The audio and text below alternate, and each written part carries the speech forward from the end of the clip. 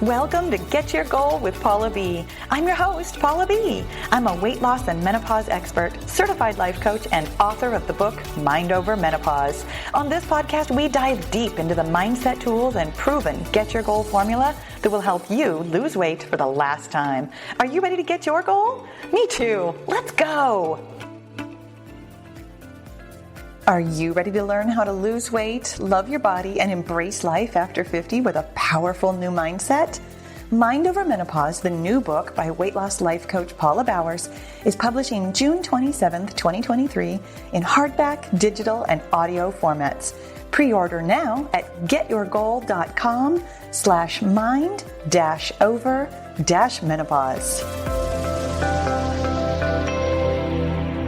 Hello, girlfriend, and welcome to episode number 290, where we're learning how to lose weight. And thank you for clicking on this one, especially if your first thought upon reading the title was something like, gee, Paula doesn't know how to talk. No, that one was probably not your first thought, but it might have been, because sometimes I struggle, but especially if your first thought was something like, I already know how to lose weight. Because, my friend, let me tell you something.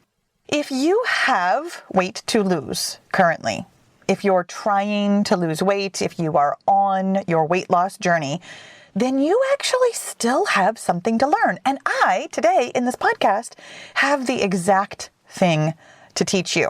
And even if, on the other hand, if your first thought was something like, oh, thank goodness, I have no idea how to lose weight. You know what?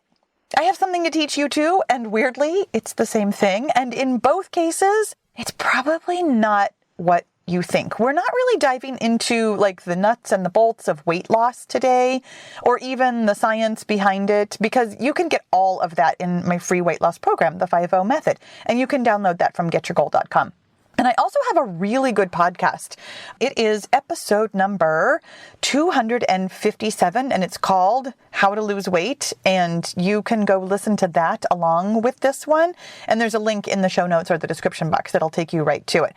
But even better than reciting facts and science, today I'm actually going to point out how both of those thoughts, I already know how to lose weight and I don't have a clue how to lose weight, aren't really serving you. And then I'm going to offer you the most powerful mindset shift that will teach you everything that you need to know about losing weight.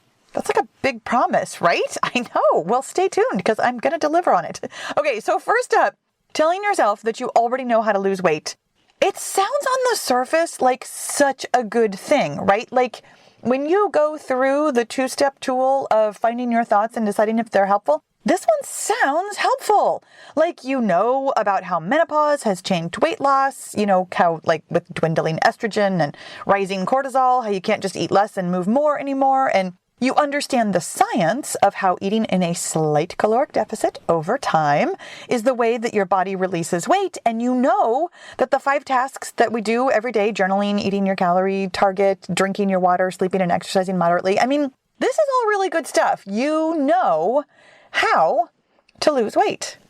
And yet, here you are, getting the 5 tasks done, understanding the science behind them, but maybe not losing weight.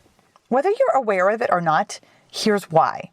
Yes, you're checking the boxes and technically completing the tasks, but maybe you're doing something like kind of squeaking in on the calories, or tracking, let's say, most of them, or you're getting to bed more or less on time, or you're exercising like just a teeny bit over your moderate, but it's still moderate. You can still do it every day.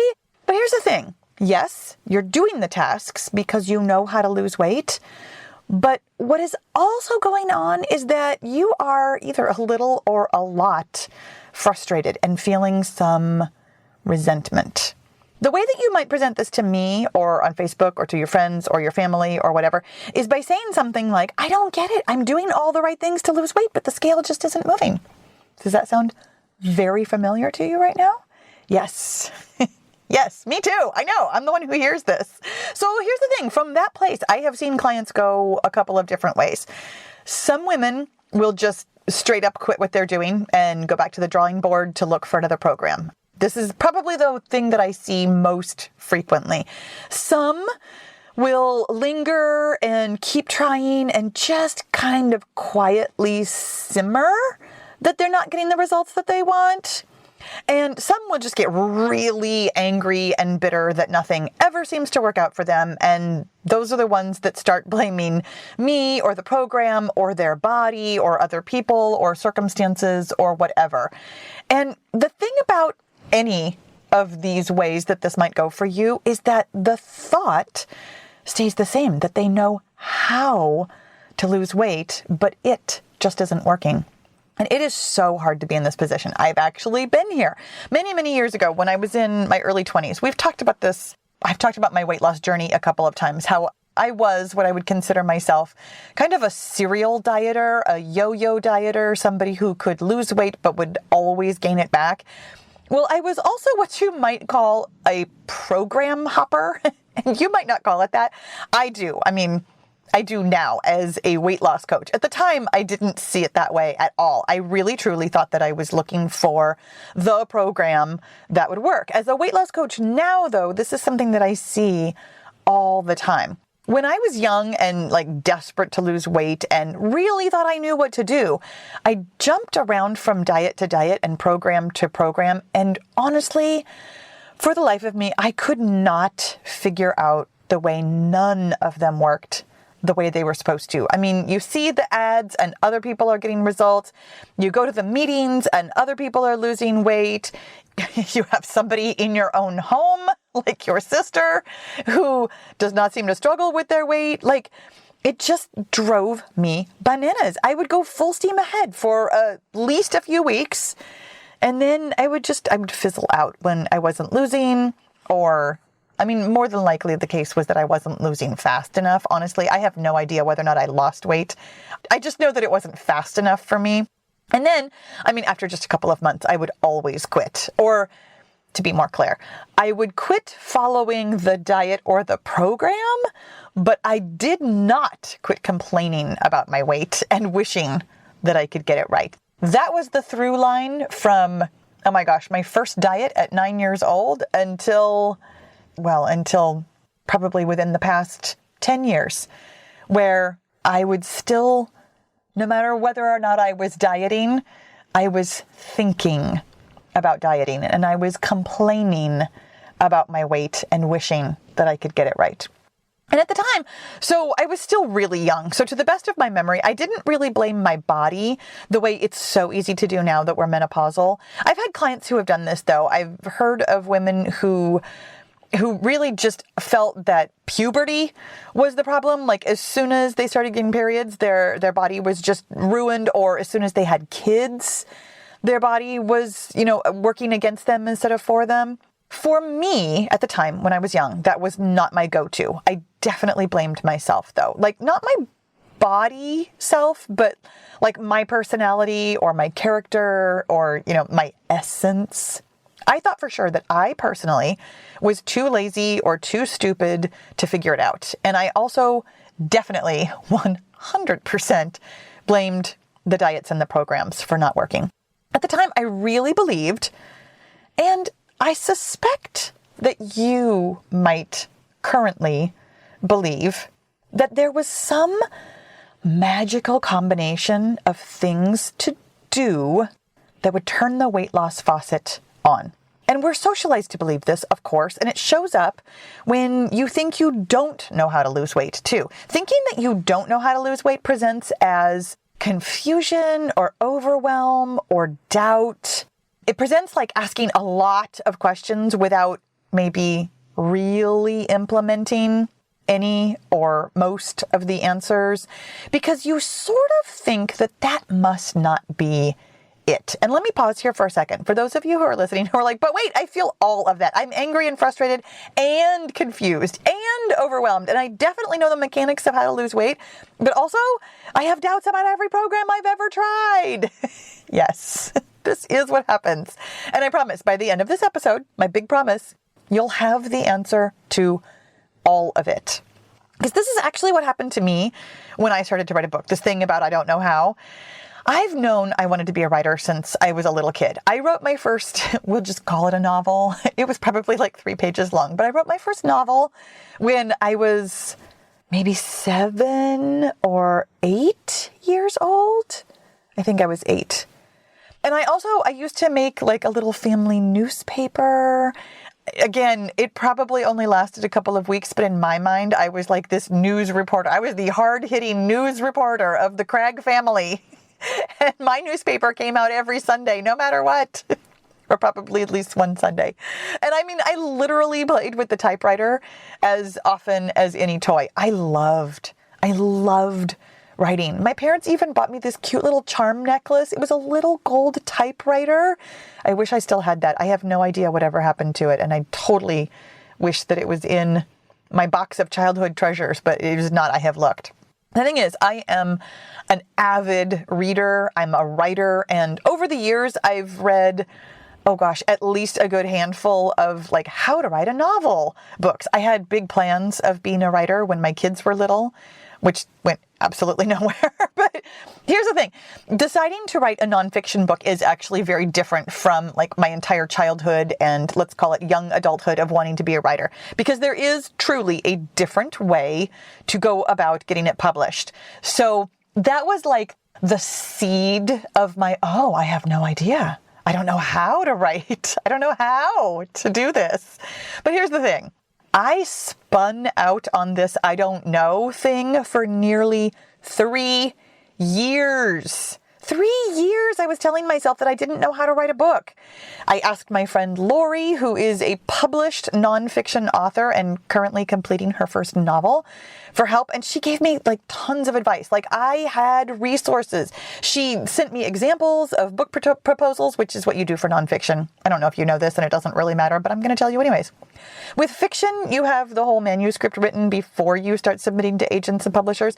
But with nonfiction, you do a proposal. It's basically like a business plan. Like, here's the book I'm going to write. And that's what sells them on it. So you don't even have to write a book before you write a book. So, I mean, my friend, she offered me her process. She sent me her nonfiction book. I mean, she literally told me exactly what to do. And hello, Google exists. There is no shortage of information on the internet on how to write a book proposal. I watched YouTube videos. I read blogs. I completely and absolutely immersed myself in information. But in my mind, I had no idea how to write a book. I had no clue. I kept doing all of the actions, like I made an outline. I used index cards for subtopics, or subtopics is the word I'm trying to say there. I opened up Google Docs. Oh my gosh, I had so many Google Docs titled book. It's so funny to me now. And I mean, I would sit in the chair and just like start writing. Like, there's nothing about it that I didn't know how to do, but I still just had this huge disconnect. I was doing the things and still not knowing how to write a book. So somehow, I have no idea how or why, a book was not getting written. In over 2 years, I produced pages and pages and hundreds of index cards and many Google Docs of basically unusable crap. I mean, very little. I'm going to say, maybe a couple hundred words of what I had written made it into the final book. But then, so here's what happened. I hired a coach and I learned the incredibly simple, but absolutely life-changing mindset shift that I'm going to teach you right now. Here it is. Are you ready? Getting the result you want doesn't happen because of what you're doing. You get the result you want because of how you feel when you're doing those things. There is no magic formula.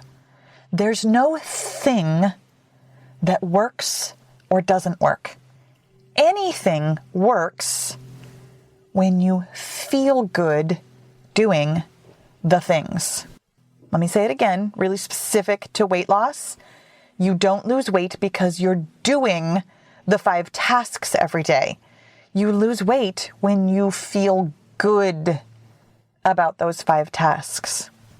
I'm going to let you absorb that while I give you some really concrete examples of how this worked out for me in so many areas of my life before I was even able to articulate it and afterwards.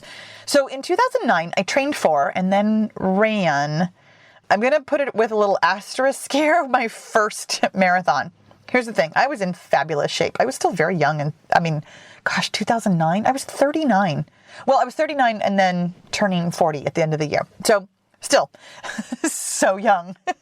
I had been running for at least a couple of years already. I started running in, I think 2006. So I was like 3 years in. Physically, I was 100% capable of completing a marathon. So I got a training plan and I ran all the runs on it. And I was, technically speaking, completely ready for the marathon. But on race day, I fell apart. There's no other way to describe it. I completely fell apart and I ended up quitting at mile 20. I was a wreck that day. I had spent the entire training cycle just agonizing over the runs. They were all hard. I was plagued with self-doubt. There were quite a few of the long runs that I just didn't finish. I remember calling my husband and being like, hey, come pick me up. I'm at, mile 18 of the 20 that I had planned.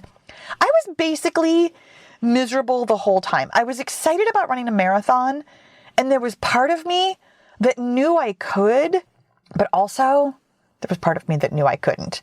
But here's the thing. I kept pushing through because hello, I had a training plan. That's how you run a marathon, right?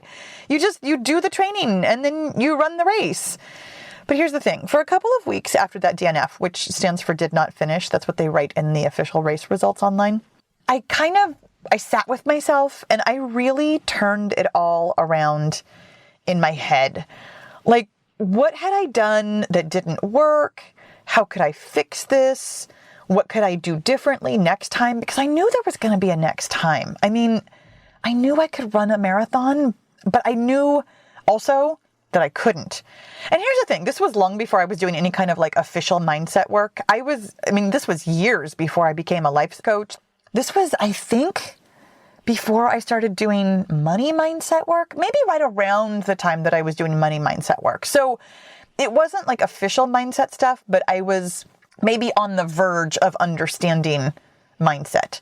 So what I discovered in my completely uncoached brain was that I really didn't think that I could finish a marathon. I thought I could run one, but I didn't think I could finish one. I fundamentally believed that I was the sort of person who quit everything. And I had lots of evidence for that. I have quit colleges. I have quit T-ball. I have quit relationships. I have quit lots of things in my life that I still believed at that time.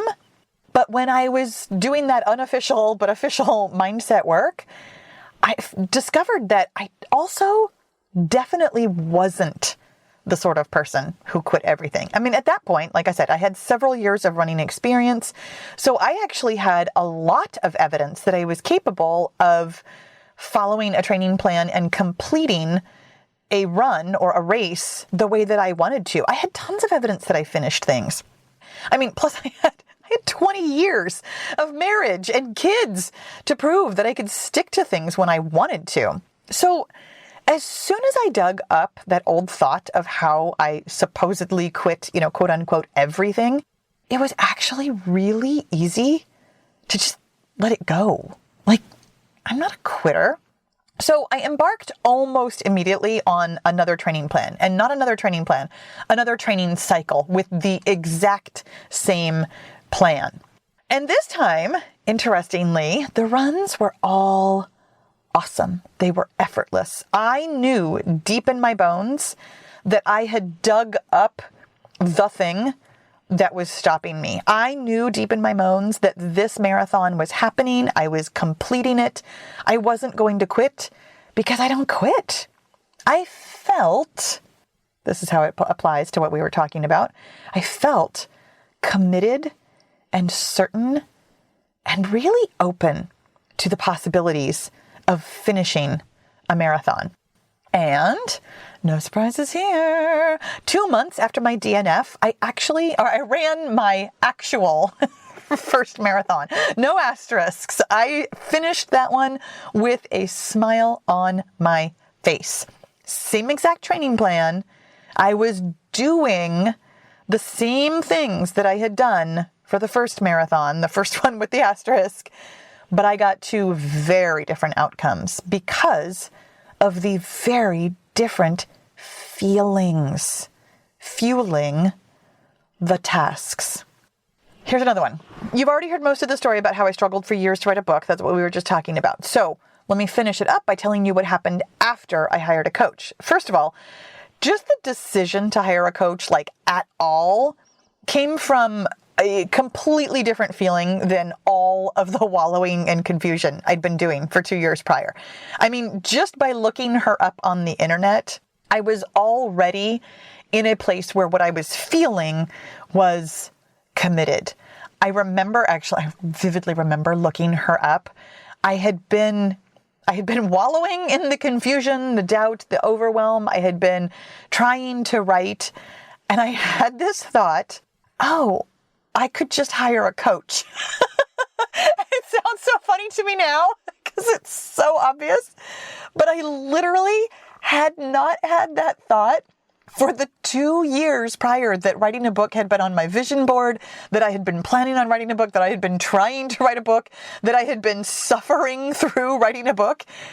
It just occurred to me, because I was already a life coach at this point, like hello, you hire a coach to help you get a result you want in your life. Like, duh, I do this for a living. It was so funny to me. And so as soon as I had that thought, I was like, oh, of course I can do this. And of course I'll get the result that I want. Like, this is how this works. So anyways, at our first meeting, she does what coaches do. She had me describe in detail what I wanted from our coaching. Oh my gosh, I cried my eyes out, picturing me holding a copy of my traditionally published book in my hands, which, by the way, I already have my first copy of my book. It's so amazing. It's such an amazing moment. And here's the thing. As soon as she and I were even talking about it, it was the first time in, 45 plus years, it felt possible. Okay, here's the thing. Okay, this is why I'm telling you this story, is because unlike the marathon training, which I love that story, and I remember, first of all, it was a much longer time ago, so I might be embellishing how easy the training plan was and how much it was all effortless and but also I was younger. But here's the thing. I want you to know that simply having a different feeling about the tasks doesn't necessarily make it all amazing. Because the writing of the book, the actual writing of the book, did not feel effortless. I struggled. There were many tears during coaching. There were many tears during the writing of the proposal. There were many tears while I was querying agents, which is a thing that you do. And weirdly, there were no tears when I was out for submission with editors. For whatever reason, it literally didn't occur to me that somebody wasn't going to pick up my book. I didn't think it was possible. I just kind of assumed that my agent would keep selling it until it sold. Apparently that's not really a thing, but in my mind, I'm like, oh, once I have an agent, then I'm going to write a book. Like, to me, it was completely done. Talk about a good feeling fueling the actions. There was no doubt. There was nothing. So anyways, there were many tears, again, during the actual writing of the book. There was nothing about writing my book, which, by the way, I've mentioned the word book numerous times in this podcast. Let me give you a quick shameless plug. Mind Over Menopause comes out June 27th, and you can pre-order on my website at getyourgoal.com/mind-over-menopause. There's a link, of course, in the show notes or the description. You guys, I wrote a book. Like, I cried about it and struggled through it, but I wrote a book. And even though there was nothing easy about it, there was also none of the tears that I cried while I was writing were from anything like frustration or confusion.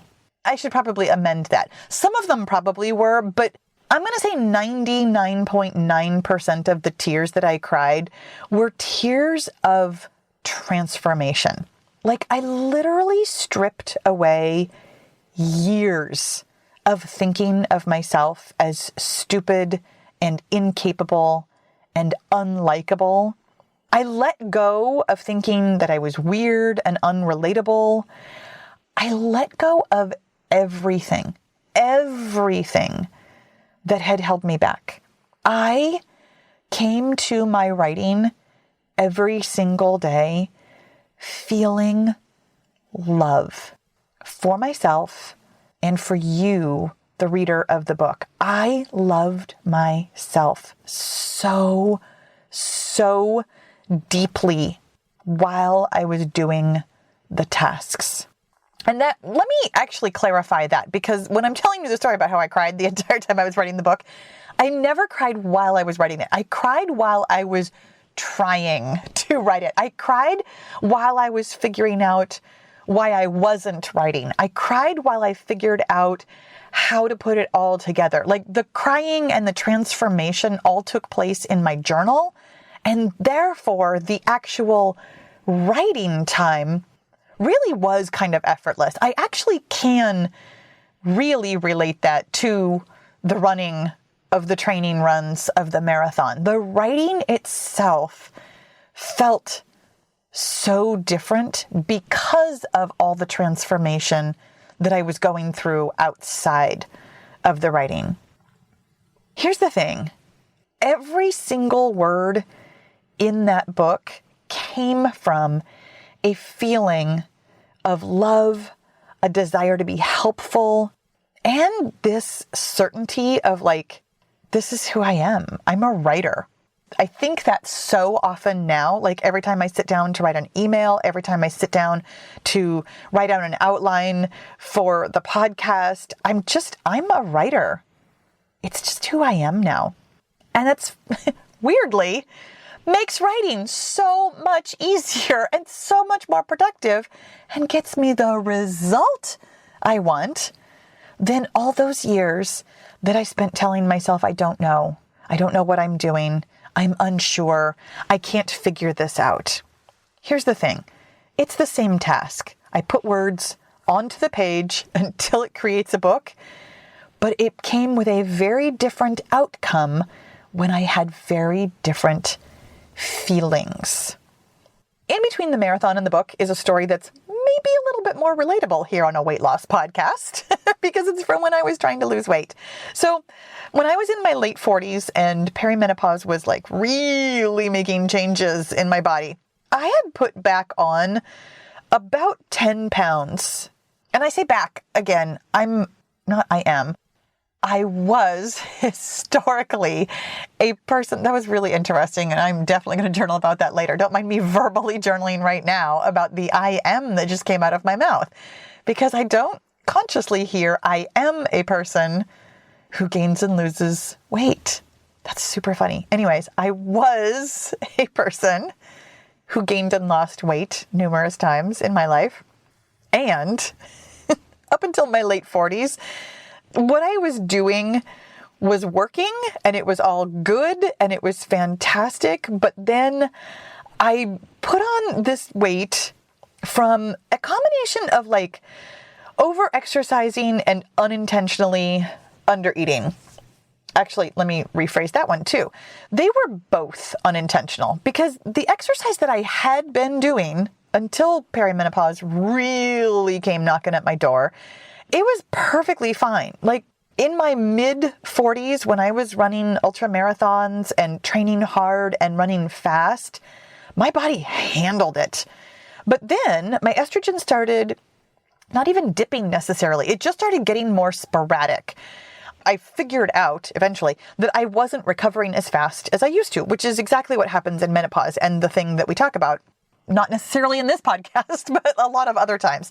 So I was still training the way that I was when I was younger. And at the same time, for possibly the same reason where your body just starts reacting differently to exercise, I stopped having hunger cues.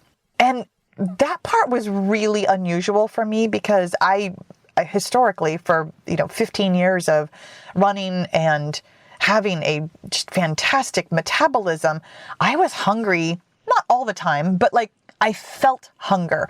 And I noticed in my late 40s that I really didn't feel hungry anymore. And this is something that can happen when you're overexercising at any age, but really specifically, it's something that I think of as part and parcel of the changes that come along with menopause, with overexercising and undereating, is that your hunger cues just change. And it's a topic for another day. It's just good information to have. You can tuck that in your back pocket. Anyways, the first time that I lost the 10 menopausal pounds, and yes, that's foreshadowing, I actually felt really desperate almost the entire time.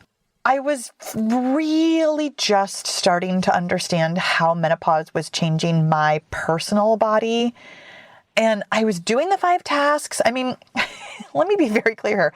My 5 tasks. I was following my own plan, the 5-0 method. You would think that I would feel amazing about that, right? But what I felt almost the entire time was angry.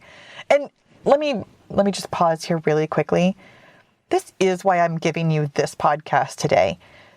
Just because you and I know how to lose weight, I know how hard it is when your body is changing. I know that you feel angry.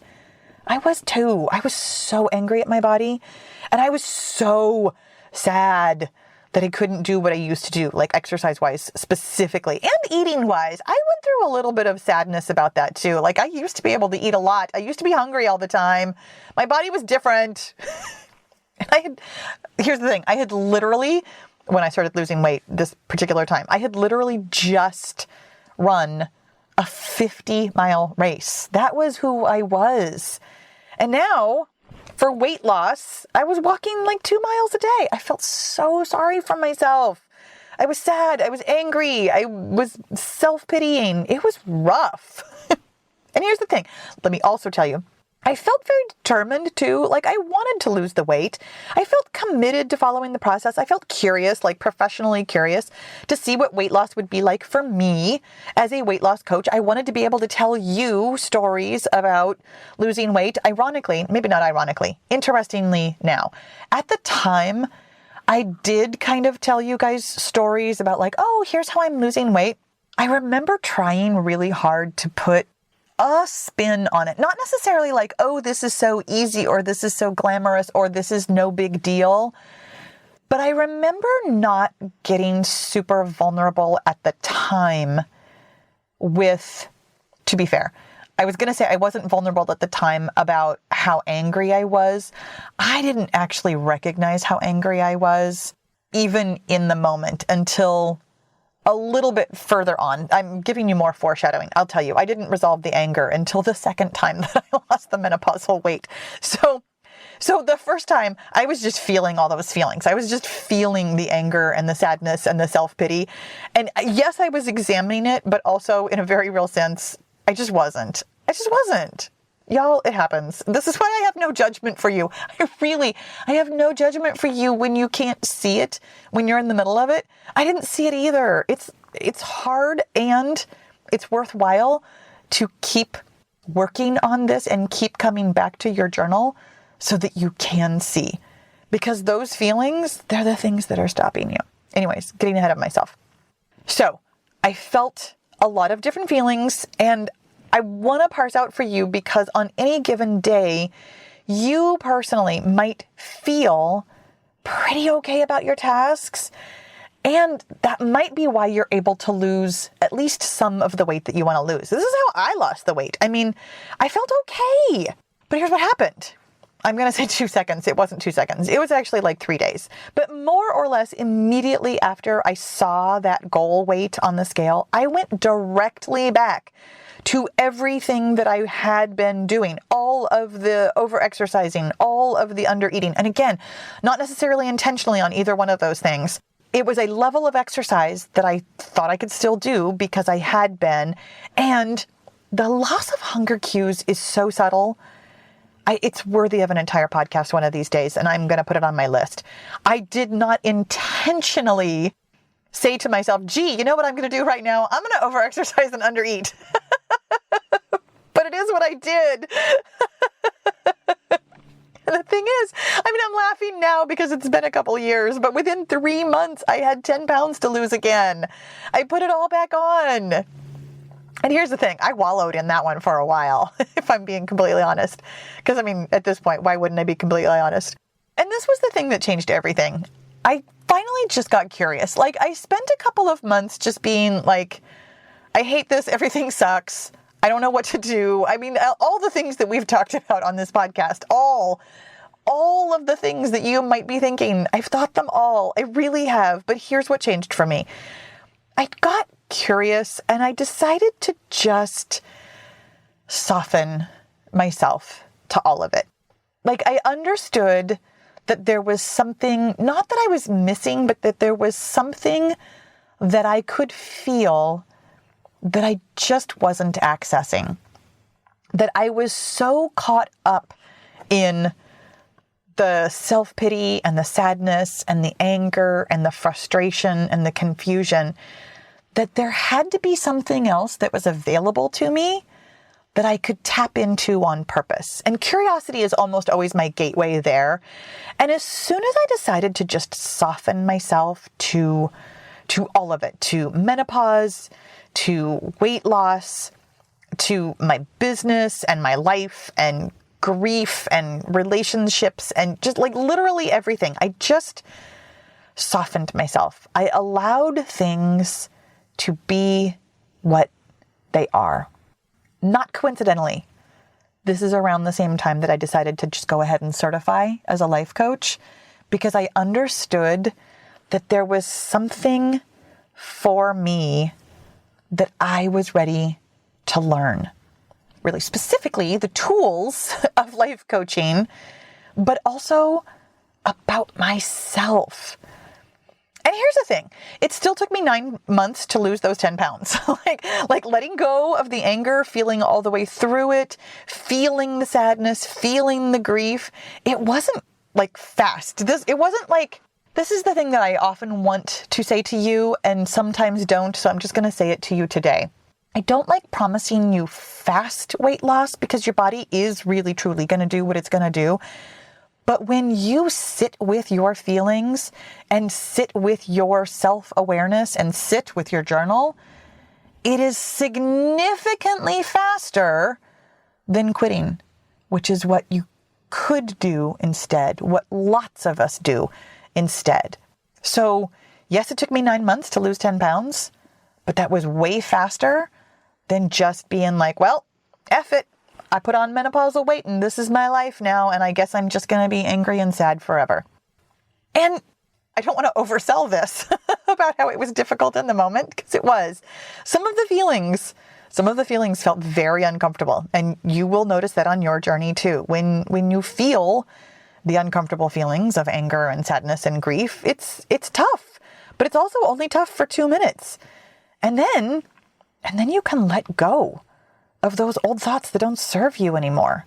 It's really gratifying work to dig up your old feelings that have been driving your old actions and just let them go. Let them go. Be available for a different feeling, fueling the tasks that drive weight loss. So here's your takeaway, my friends.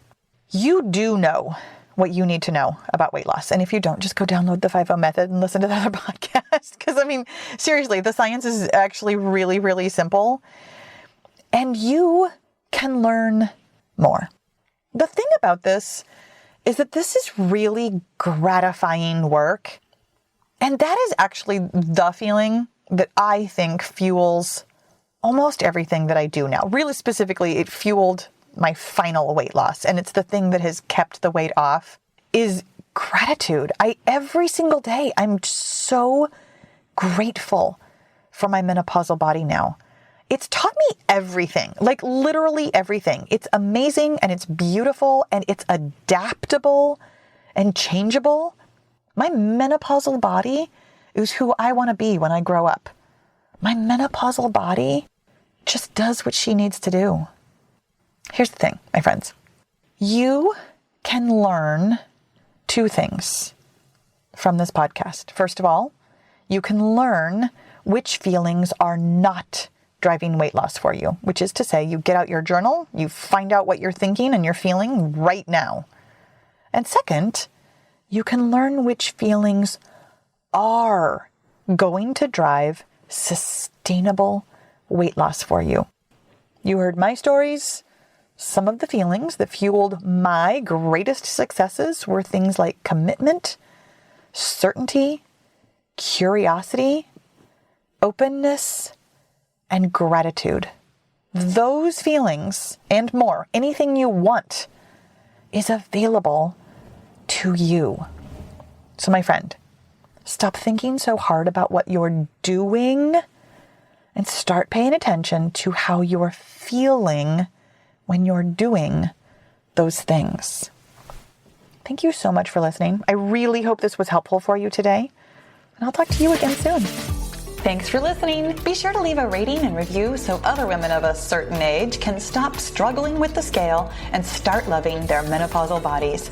And if you're ready to change your mindset while you're changing your weight, then it's time to get into the Get Your Goal Mastermind group, where you'll find my proven success formula, answers to your questions, expert coaching, and the community support you've been looking for. You don't need to lose weight alone when you can have fun and level up your mindset with friends. With weekly coaching calls, live journaling classes, and access to the tools and strategies I've used to help thousands of women lose weight for the last time, the Get Your Goal group is the place for you to get your goal. Learn more about group membership at www.getyourgoal.com. And I'll see you inside the group.